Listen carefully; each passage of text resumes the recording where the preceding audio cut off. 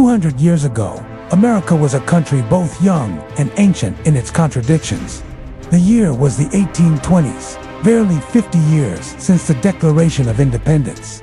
Yet the ideals written on parchment in Philadelphia still lived mostly in the mouths of men who benefited from them, not in the hands of all who called this land home. Cities then were small compared to our sprawling metropolises today. New York was just beginning to stretch upward and outward, its cobblestone streets echoing with the clatter of horse hooves. Boston bustled with traders, craftsmen, and merchants. Charleston's port was alive with ships carrying cotton, rice, and indigo goods built on the backs of enslaved labor. The air smelled of wood smoke, iron, and the sea. If you were black in America in 1825, your life depended almost entirely on where you stood. In the free states of the North, there were communities small but determined of free black men and women, carving out fragile spaces for education, worship, and commerce. But even freedom there came with chains of another kind. The sharp sting of prejudice, laws that restricted movement, and the constant threat of being stolen back into bondage. In the South, for the vast majority of African Americans, life was ruled by the plantation. Dawn meant the overseer's call, and night brought only the brief rest before another day in the fields. There were no cars to carry you to another life, no bicycles to take you far beyond the reach of the plantation fence. Your world was defined by walking bare feet on dusty ground, the heavy steps of labor, and the dangerous hope of escape. Schools existed, but not for everyone. Education for black people enslaved or free was often outlawed in the South, seen as dangerous because reading could open the mind to freedom's possibilities. In the North, there were a handful of schools for black children, often run by churches or abolitionist groups, tucked into corners of cities where lessons were taught in cramped rooms by candlelight. A slate board and chalk were treasures, a book, a miracle. White children, especially in wealthier families, might study Latin, mathematics, and history. Black children, if they learned at all, often had to do so in secret, with one trusted elder passing on the alphabet at night after the day's work was done. Electricity, as we know it, did not yet light the night. Streets and homes glowed with the warm flicker of oil lamps and candles. Hospitals were few and primitive, their hallways echoing not with the hum of machines, but the muffled groans of the sick. For black Americans, medical care was scarce, often denied outright, or offered only in the most desperate conditions. In rural areas, healing came from the knowledge of elders' herbal remedies, prayer, and the passed-down wisdom of survival from Africa, reshaped by centuries of necessity. Transportation was a matter of muscle and animal power. Horses pulled wagons, stagecoaches rattled along rutted roads, and rivers were highways for flatboats and steamboats.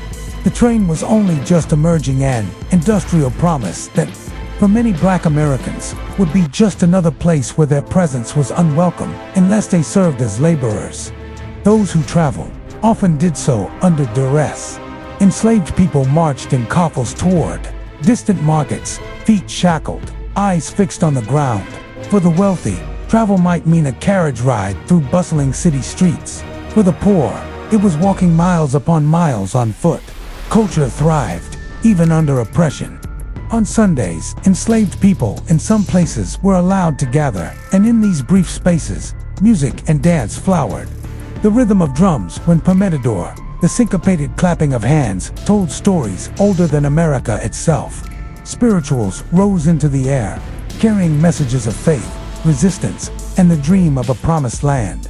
These gatherings were more than moments of rest. They were acts of defiance, holding on to humanity in a system built to strip it away. In the North, free black communities nurtured poetry, oration, and craftsmanship. Churches were the beating heart of these neighborhoods, doubling as schools, meeting halls, and political platforms where leaders spoke of abolition, dignity, and the future their children deserved. In the cities, life moved with a slow bustle. The clank of blacksmith hammers rang through the air. Market stalls overflowed with produce and goods. and dock workers shouted as they unloaded ships. But woven through the noise was a quieter truth. Black hands and backs kept much of this world in motion, often without pay, recognition, or the right to walk freely in the streets they helped build. America in the 1820s was also a nation on the move westward. Settlers pushed beyond the Appalachian Mountains, seizing land from indigenous peoples, building new towns, and expanding the cotton frontier. For enslaved people, this expansion meant being uprooted from families and communities, sold into harsher, more isolated regions where escape was nearly impossible. For free black people, it meant facing new laws and attitudes that sought to push them out, to erase their presence from the new America being imagined. Yet even in these shadows, there was courage. In quiet kitchens and hidden back rooms, plans were whispered. Routes to the north, safe houses, trusted allies. Black sailors in northern ports sometimes smuggled escapees aboard ships. Abolitionist newspapers printed fiery editorials, some penned by free black writers who risked their safety to tell the truth. In the fields, songs carried secret meanings. A certain hymn might signal that the night was right for a journey toward freedom. Every act of resistance, no matter how small, was a seed planted against the darkness. For the black child born in 1825, the world was dangerous, but it was also full of examples of resilience. A mother teaching her child to read by tracing letters in the dirt. A father saving coins for years to buy his family's freedom. A community rallying to protect one of their own from being kidnapped and sold south. These were not just survival tactics, they were affirmations of dignity in a time when the nation's laws denied it. 200 years ago, America's streets were not lit by neon signs, and its nights were not softened by the hum of electric lamps. But in the hearts of the oppressed, there burned a different kind of light, one fed by faith, by memory, and by the unshakable belief that a better America could exist. The journey toward that vision was long, and the road ahead was hard. But the first steps had already been taken, and no amount of darkness could erase the footprints left behind. The America of 1825 was a place where dreams were both born and buried. If you stood in a city street and listened, you would hear the sound of progressors striking iron, wheels grinding over stone, the murmur of commerce in busy marketplaces. But if you stepped closer, past the noise of trade and the shouts of merchants, you would hear another rhythm, the low conversations of dock workers, the whispered prayers of mothers, the weary sigh of a man returning home after a day's labor that barely kept food on the table. For black Americans, whether free or enslaved, life in the city meant constant vigilance. The wrong look, the wrong word, or simply being in the wrong place could bring danger. In schools for white children, geography lessons traced the lines of the expanding United States, celebrating new territories as symbols of opportunity. But for many black children, education remained an act of quiet rebellion. In northern cities, some attended schools run by abolitionists, where they learned to read, write, and think critically about the world around them. Others studied in secret, their lessons hidden from the eyes of those who feared what knowledge might inspire. The act of learning was not just about reading books, it was about claiming a piece of freedom in a land that withheld it. Transportation was slowly changing. Steamboats churned up rivers, carrying cotton, tobacco, and passengers to distant ports. But on these decks, racial lines were sharply drawn. White passengers enjoyed cabins and meals, while black travelers, if allowed, often rode in cramped, unsafe quarters. Railroads were just beginning to take shape in the 1820s, promising faster movement across the land. Yet for the majority of black Americans, travel still meant walking, sometimes toward family, sometimes toward freedom, always with the knowledge that each mile carried risk. There were no bicycles yet, no automobiles to race down paved roads.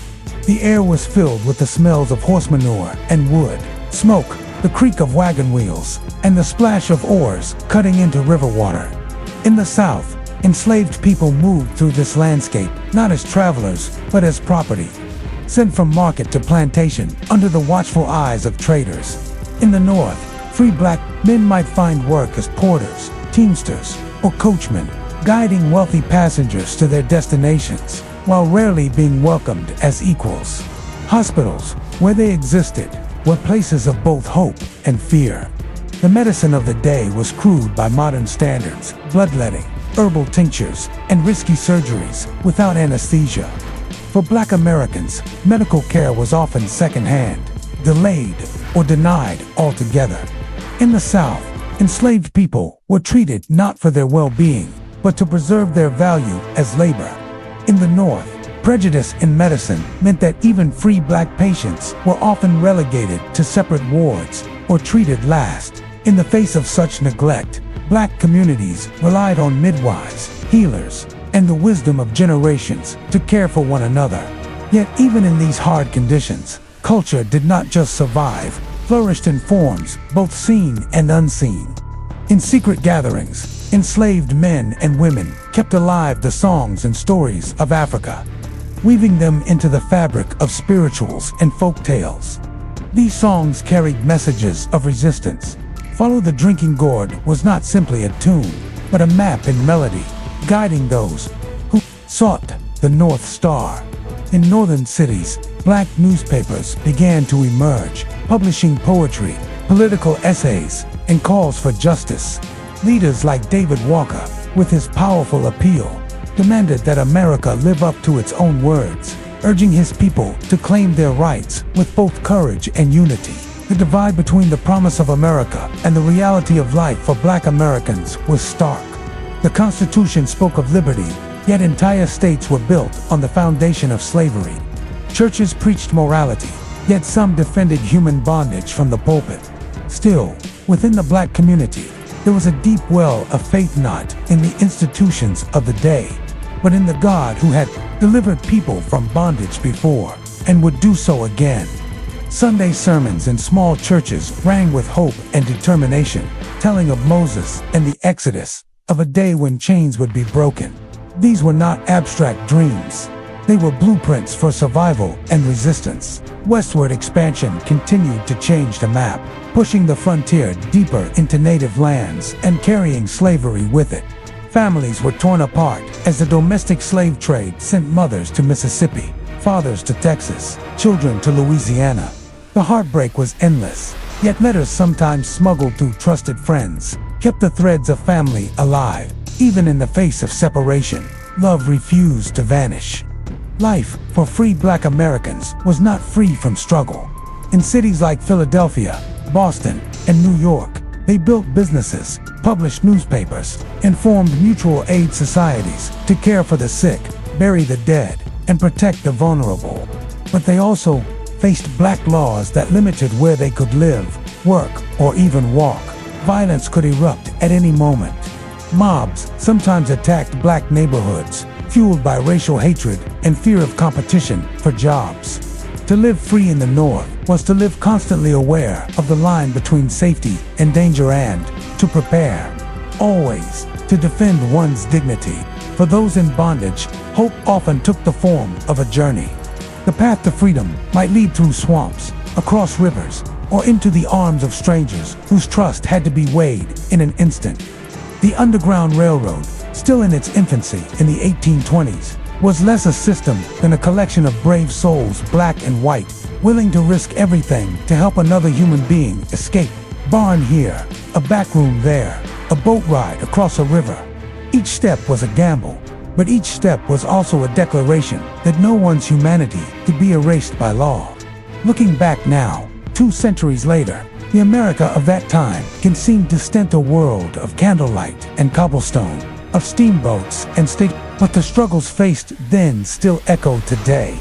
The fight for dignity, for the right to learn, to move freely, to be treated as fully human. These are threads woven into the fabric of American history, stretching from 1825 to the present. And in that long arc, the courage of those who lived 200 years ago still matters. Their hands built the cities, their backs bore the weight of the fields, their voices sometimes in song, sometimes in silence carried truths. They refused to die. What was America like 200 years ago? It was a land of ambition and contradiction, of invention and injustice. It was a place where freedom was celebrated in speeches and denied in practice, where progress rolled forward on wheels and steam while millions remained in chains. Yet it was also a place where, in the smallest rooms and the darkest nights, ordinary people became extraordinary in their determination to survive and to dream. 200 years ago, America was lit, not by electricity, but by the stubborn light of hope.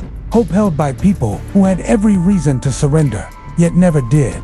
And it is because of them, because of the ones who endured, who resisted, who believed in a future they might never see, that we can look back today and understand the true measure of this nation's past. For the story of America in 1825 is not only the story of cities, schools, or transportation. It is the story of human dignity, carved into history by those who refused to be forgotten.